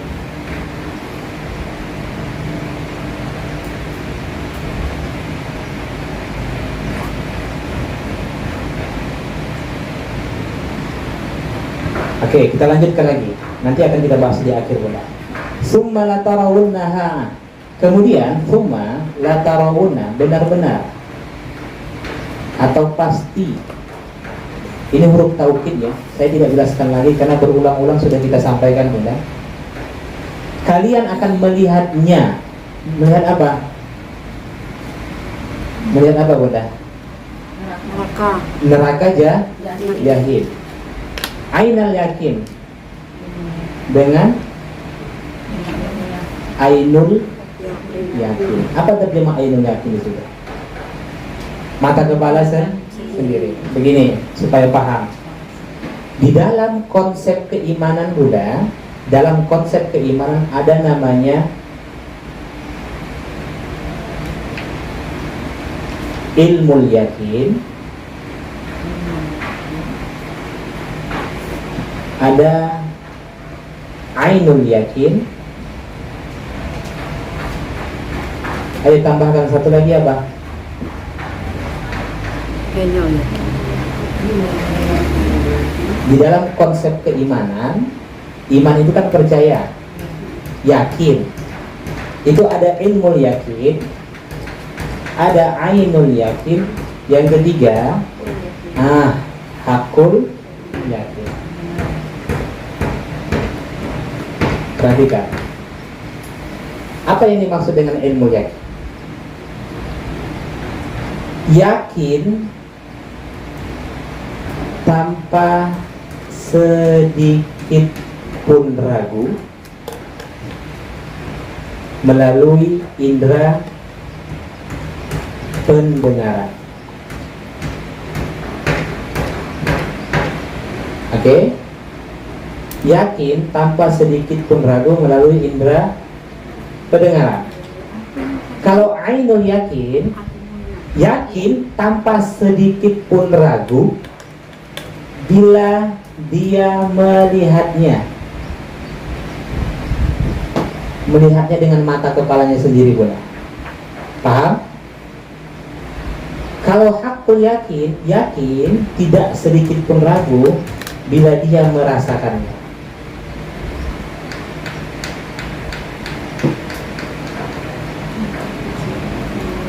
Saya ulang, ilmu yakin apa? Yakin melalui indera pendengar. Maksudnya gini Bunda, coba perhatikan. Cukup dia dengar, dia sudah yakin tanpa sedikit pun ragu. Ada orang yang baru yakin dengan azab akhirat itu bila dia melihatnya. Selama dia tidak melihatnya secara langsung, dia tidak akan yakin. Ya kan? Ada hakul yakin. Ketika dia melihatnya, belum timbul keyakinan itu secara secara kuat. Harus dia rasakan dulu baru dia yakin. Saya berikan contoh. Madu itu manis. Manis. Umumnya lah dulu. Madu itu manis. Iya, yakin Bunda? Kenapa yakin? Jadi coba. Hal yang pertama dulu, karena mendengar. Dengan mendengar madu itu manis, Bunda sudah yakin. Berarti ilmu kamu yakin. Ada orang yang tak percaya madu itu manis. Setelah dia lihat Bunda madu itu, ya kan, baru timbul keyakinan. Ada orang yang ketika melihat madu itu belum lagi percaya bahwasanya madu itu manis. Begitu dicobanya, memang benarlah madu itu manis. Sekarang pertanyaannya, konsep keimanan yang rukun iman yang 6 itu, salah satu contohnya azab akhirat itu, di mana posisinya?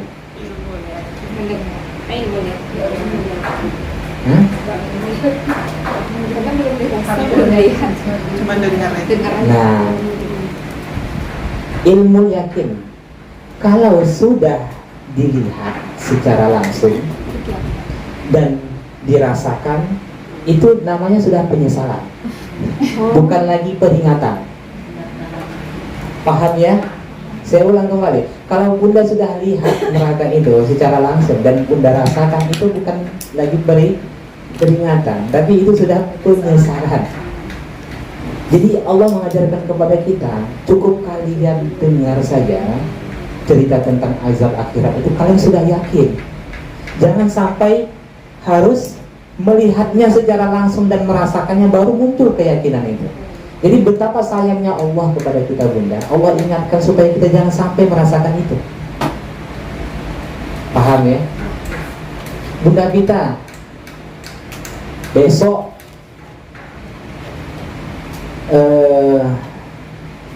dia berjanji kepada saya pekan depan dia akan membawa durian untuk makan kita bersama. Kita tidak yakin, ya kan? Kenapa? Masih mendengar gitu kan, masih ragu-ragu lah gitu kan. Begitu Bunda Bita pekan depan bawa durian itu, baru yakin, tapi belum tahu itu durian asli atau durian palsu, gitu kan? Nah, begitu dicoba barulah muncul, iya kan?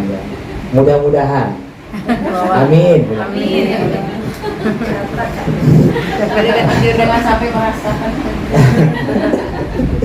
Jadi Timbul penyesalan. Jadi begini bunda, jangan sampai ketika Allah bercerita tentang yang hal-hal yang ghaib, cukup kita dengarkan saja. Kita sudah yakin. Jadi itu maksudnya. Sekali-kali tidak. Jangan pernah kalian lakukan hal yang demikian. Jangan kalian sibuk mengumpulkan harta, sibuk bermegah-megahan, sibuk berlomba-lomba sampai lalai dalam kekayaan. Sekiranya kalian mengetahui dengan ilmu yakin, kalau kalian benar-benar yakin, kalian akan meninggalkan perbuatan itu. Nah, paham ya?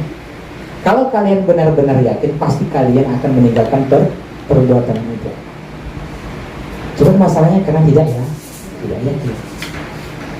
La tarawunnal jahim. Allah ingatkan kembali. Benar-benar kalian akan melihat neraka jahim. Ada orang yang tak percaya. Ini kan sudah Allah ingatkan. Kemudian Allah katakan, summa la tarawunnaha. Kemudian benar-benar kalian akan melihatnya dengan mata kepala sendiri. Paham? Artinya apa? Jangan sampai di sini benar. Kalau kalian tetap lalai sehingga lupa beribadah kepada Allah, pasti kalian akan melihat neraka jahim itu secara langsung. Itu maksudnya. Jelas. Sayang gak Allah dengan kita Allah? Kenapa? Berapa kali Allah ingatkan tuh? 1, 2, 3, 4, 5. Di dalam surah ini 5 kali Allah ingatkan supaya kita jangan sampai melakukan sesuatu, menyibukkan sesuatu sehingga kita melupakan hal-hal yang menjadi skala prioritas. Apa itu? Ibadah. Silahkan bunda. Allah tidak melarang untuk mengumpulkan harta sebanyak-banyaknya, silahkan. Tapi jangan sampai lupa ibadah kepada Allah Subhanahu wa Ta'ala. Kira-kira kalau bunda dengarkan musik, ingat Allah nggak? Enggak. Malah ya Ustaz. Tinggalkan. Musuhnya yang syaratkan ya. Jika sekiranya bunda dengan mendengarkan musik, ingat Allah, dengarkan. Ini terlepas apakah musik itu haram atau Nasyid Arab. jika ternyata dengan nonton film India, bunda ingat Allah, tonton.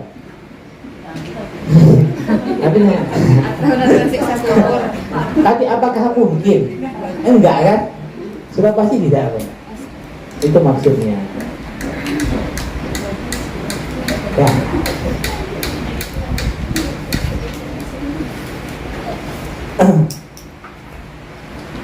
Baik, ada yang tanyakan sampai sini?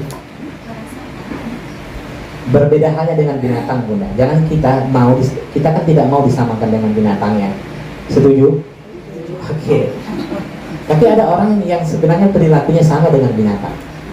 Binatang itu, hewan itu baru yakin ketika dia melihat dan merasakannya bahwasanya itu membahayakan dirinya.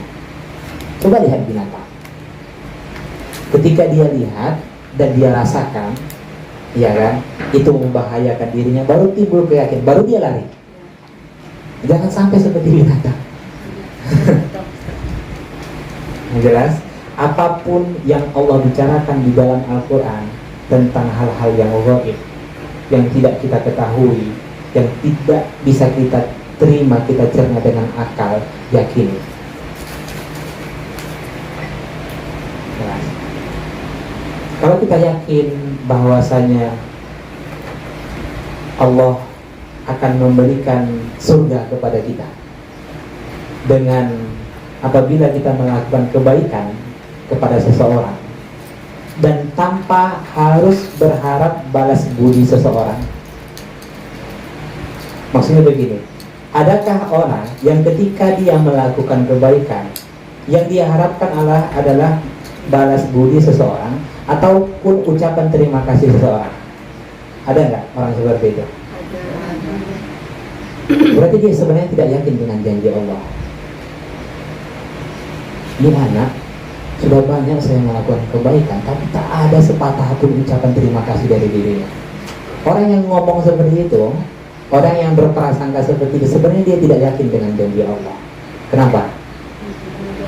Ketika seorang hamba melakukan kebaikan yang Allah beri surga, lantas yang dia harapkan ucapan terima kasih dari seseorang, kan bodoh tuh bukan?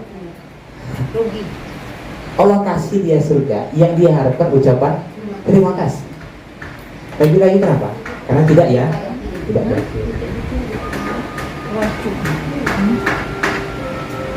Nah, jadi kebaikan yang kita lakukan jangan sampai kita berharap balas budi atau ucapan terima kasih seseorang. Makanya ketika seseorang melakukan kebaikan kepada kita, yang kita ucapkan apa? Jazakallah khairan. Kita balas apa? Iya. Wajazak. Fajazakallahu khairan atau wajazakallahu khairan. Maksudnya apa? Semoga Allah membalas kebaikanmu dengan kebaikan.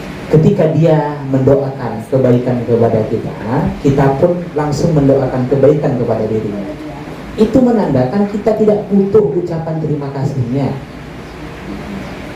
Yang kita butuh adalah kebaikan dari Allah dengan mendoakannya. Itu maksudnya benar. Hal sampai yang seperti itu pun benar, harus bernilai ibadah. Itu maksudnya.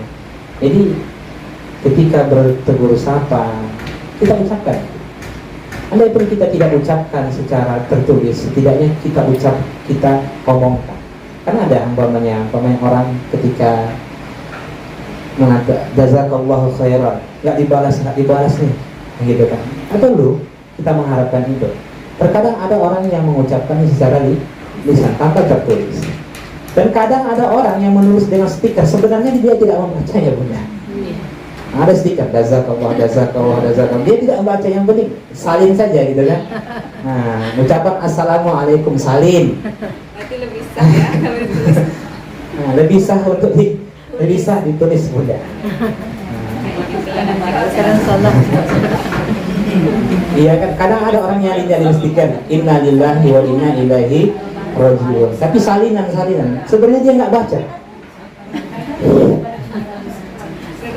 Ada nggak orang seperti itu? Ada Ustaz. Nggak di sini, di sana. Sini ada Ustaz. Kami itu Ustaz. Baik. Ada yang tanyakan sebelum kita sampaikan intisarinya? Ayat terakhir kita sampaikan pekan depan ya bunda. Pembahasannya sangat panjang.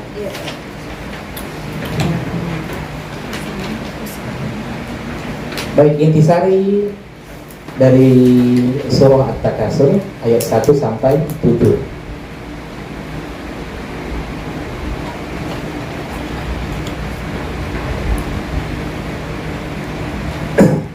Pertama,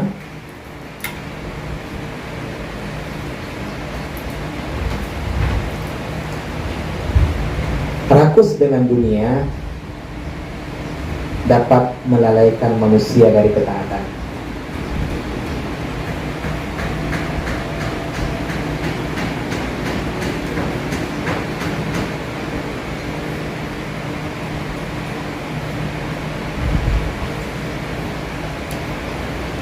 Yang kedua, Tidak ada yang paling ampuh dalam menasehati kecuali kematian. Tidak ada yang paling ampuh dalam menasehati kecuali kematian.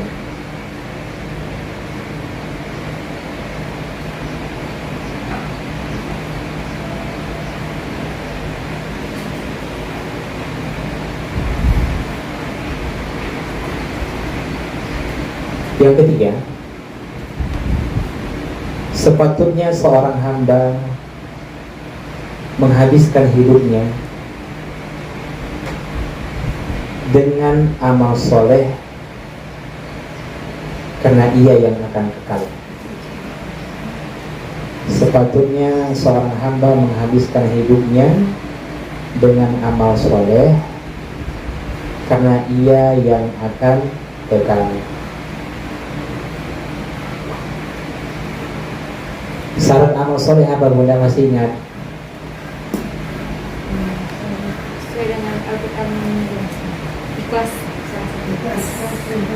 Coba ulang, syarat amal soleh apa? Ikut panduan Al-Quran dan Sunnah. Nah, Ikhlas. ikut panduan Al-Quran dan Sunnah. Yang kedua, Ikhlas. ikhlas. Belum 1 bulan Bunda, baru 1 pekan ya. Kayaknya dikasih PR baru kami belajar. Bukan ujian. Kemudian yang keempat, di antara hal yang membuat manusia sadar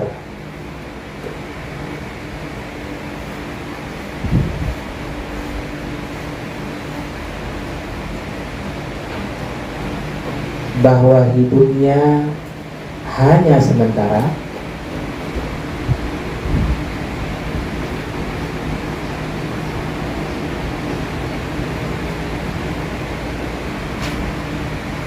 sudah adalah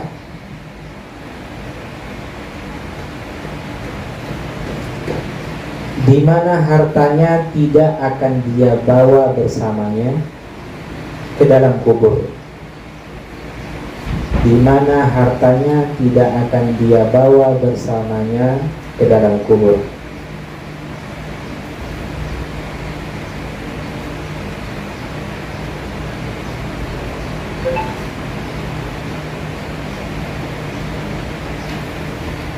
Titik. Perhatikanlah sambungannya. Perhatikanlah orang-orang yang hebat.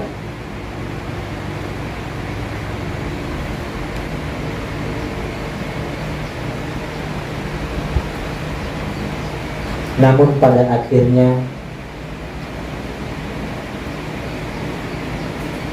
berujung dengan kematian.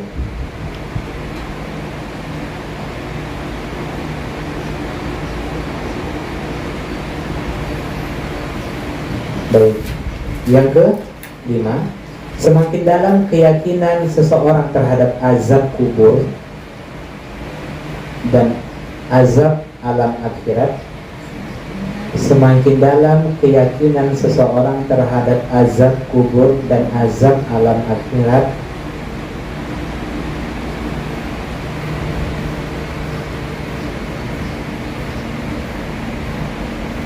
maka semakin takut kepada Allah.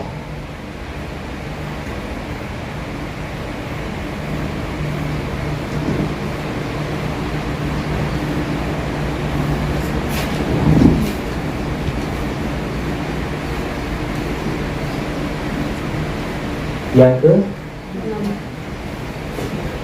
keenam atau kelima? Keenam. Setiap manusia akan melintasi neraka.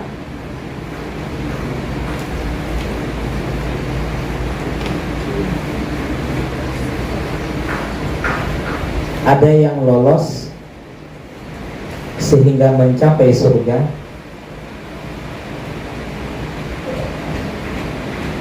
dan ada yang terjatuh ke dalam neraka.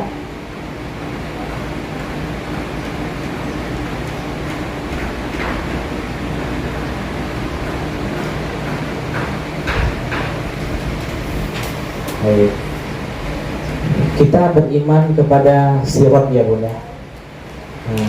Di alam akhirat itu ada namanya proses sirat. Manusia, seluruh manusia akan melewati jembatan itu. Dan ketahuilah bahwasanya di bawah jembatan itu ada neraka. Dan di puncak sana ada surga. Setiap manusia akan melihat neraka itu. Termasuk penghuni surga pun akan melihat neraka itu. Itulah salah satu juga pengajaran dari summa la tarawunnaha ainal yaqin.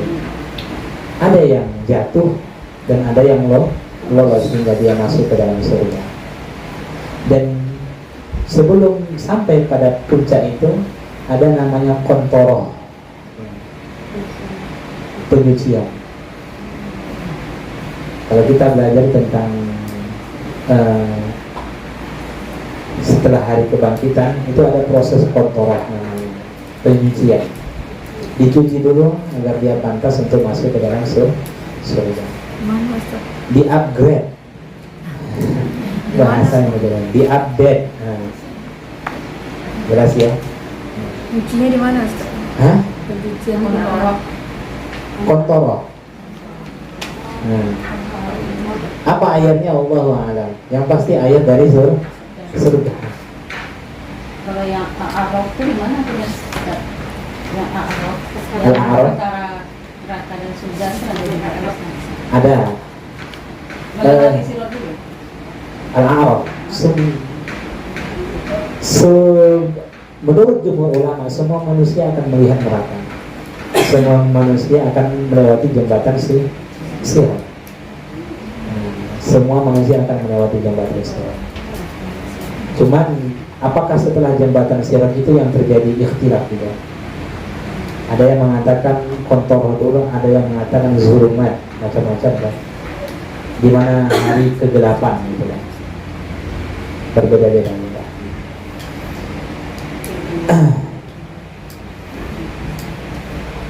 Yang dihisab itu siapa? Siapa makhluk yang dihisab oleh Allah? Manusia dan jin. Tahan yakin itu karena wa ma khalaqtul jin wal insa illa liya'budun. Tidak aku ciptakan jin dan manusia melainkan hanya untuk ibadah. Berarti yang dibebankan hukum syariat siapa? Kalau pertanyaannya di mana akhir kehidupan malaikat? Kembalikan kepada Allah. Karena malaikat itu tidak dibebankan hukum syariat. Mereka diciptakan hanya dengan potensi taat. Jadi jangan katakan kasihanlah ya Ustaz, malaikat itu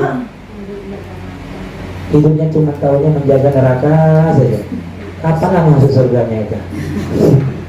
Kembalikan kepada Allah Subhanahu wa ta'ala. Hanya Imam Asyuti yang mengatakan bahwasanya malaikat itu pada akhirnya masuk surga. Tapi jumhur ulama mengatakan lebih dikembalikan mereka kepada Allah Subhanahu wa ta'ala.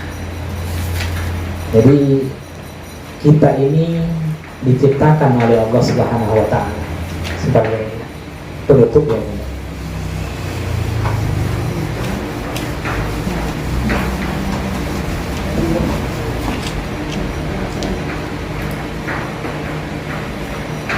Akal dan hati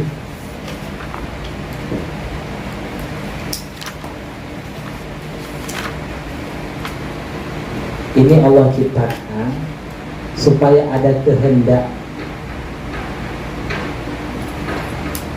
atau memilih.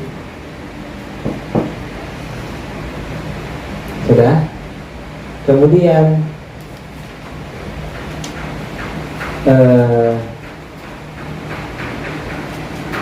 nafsu dan takwa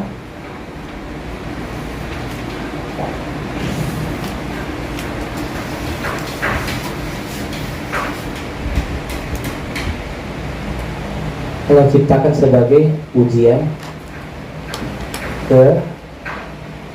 kehidupan.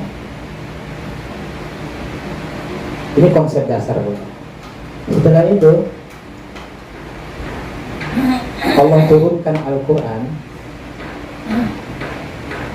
sebagai peta kehidupan.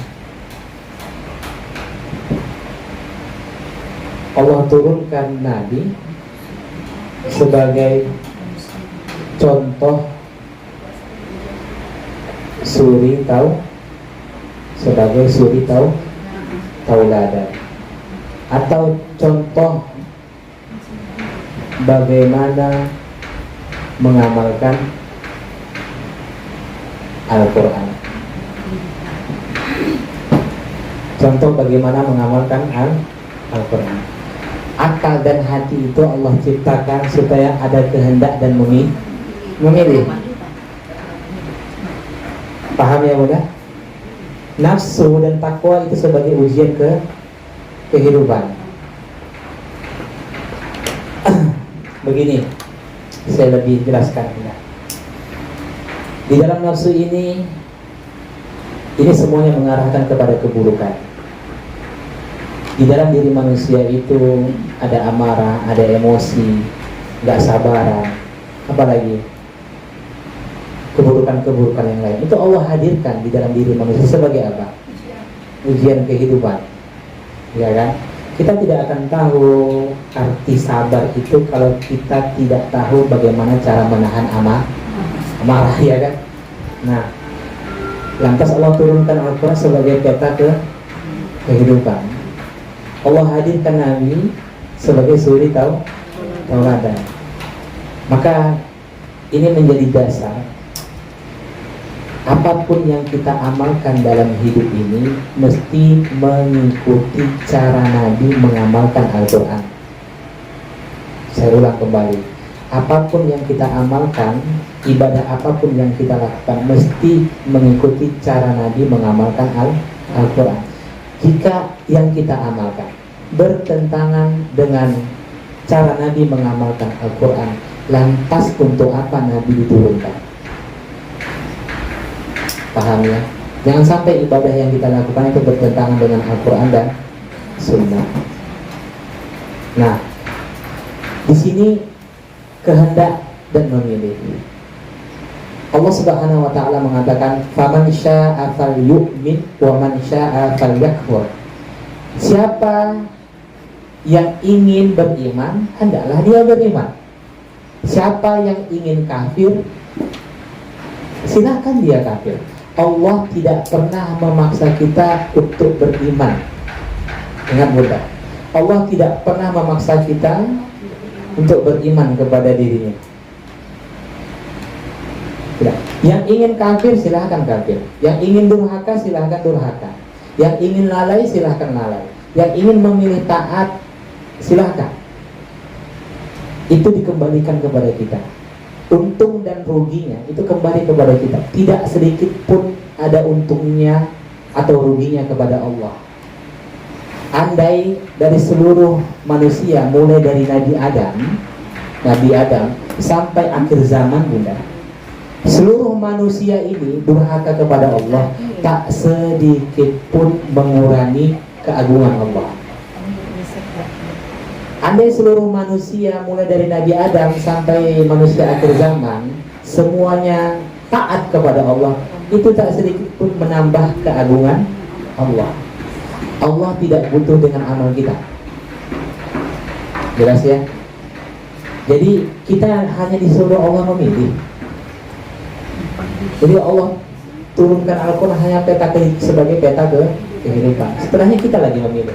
Kita ini sebenarnya memilih ingin orang yang sibuk beribadah atau sibuk dengan dunia. Nah, kalau kita memilih sibuk untuk ibadah, berarti kita sesungguhnya telah menggunakan akal dan hati itu sesuai dengan fitrahnya.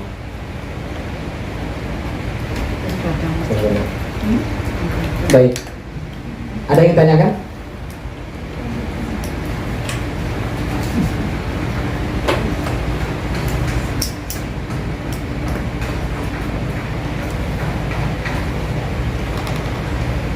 Sebelum ditutup ada yang tanyakan? Silakan, Om.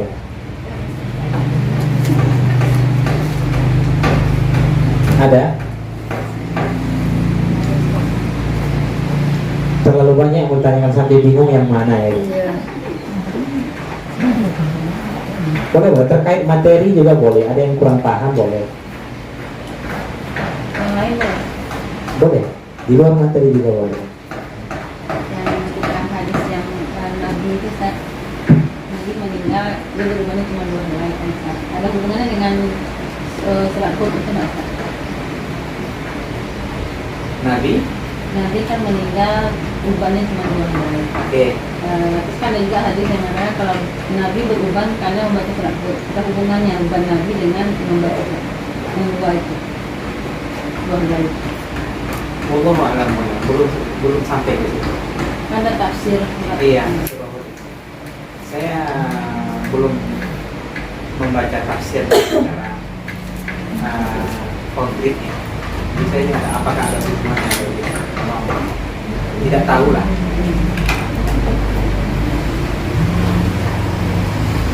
Coba saya cari jawaban. Ada lagi?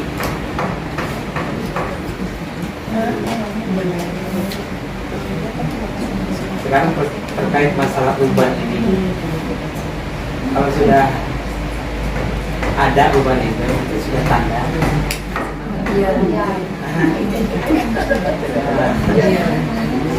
Ini nampak nih muda. Ini nampak nih wajahnya muda-muda semua. Enggak banyak. Wajah muda. Tapi kalau dulu sudah berubah semua. Itu apa namanya? Ada apa namanya? Salah satu tanda kita bahwasanya akan dekat dengan Allah menuju kematian adalah dengan dikembalikan ke masa awal penciptaan kita.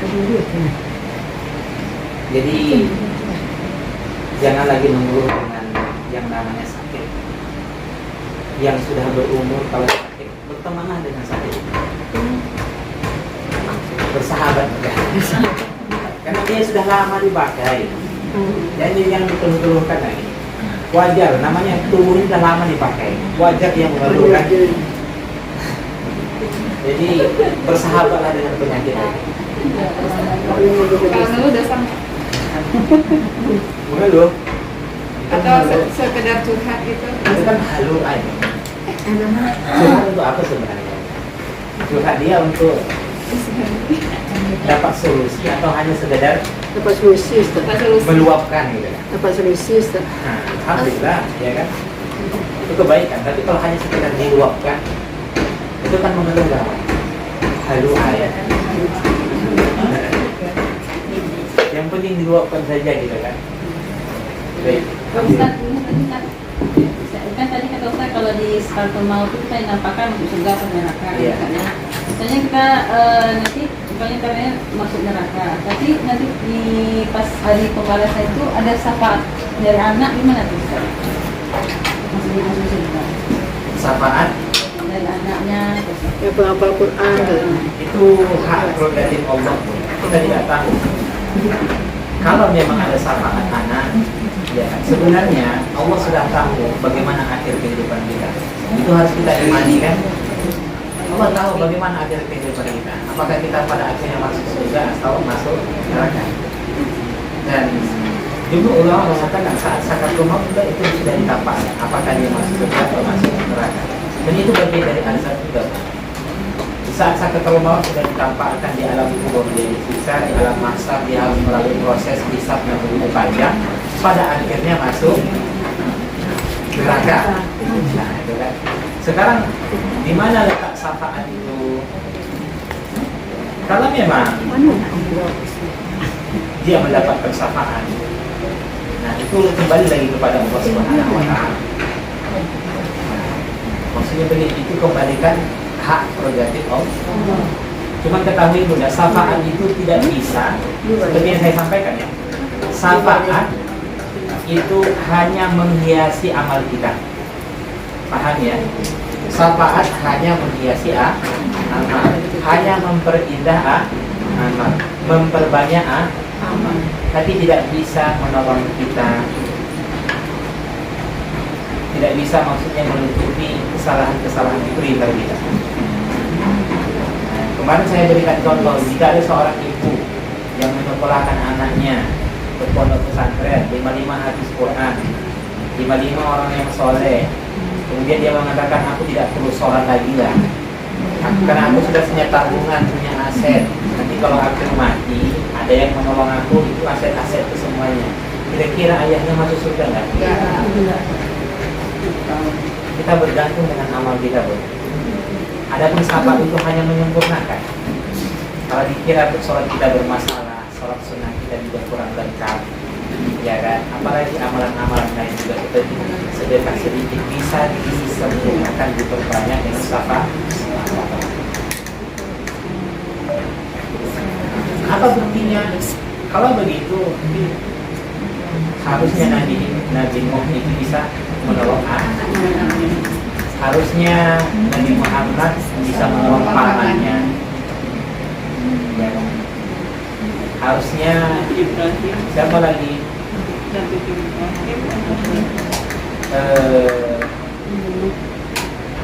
Banyak kisah-kisah, ya. Termasuklah siapa lagi?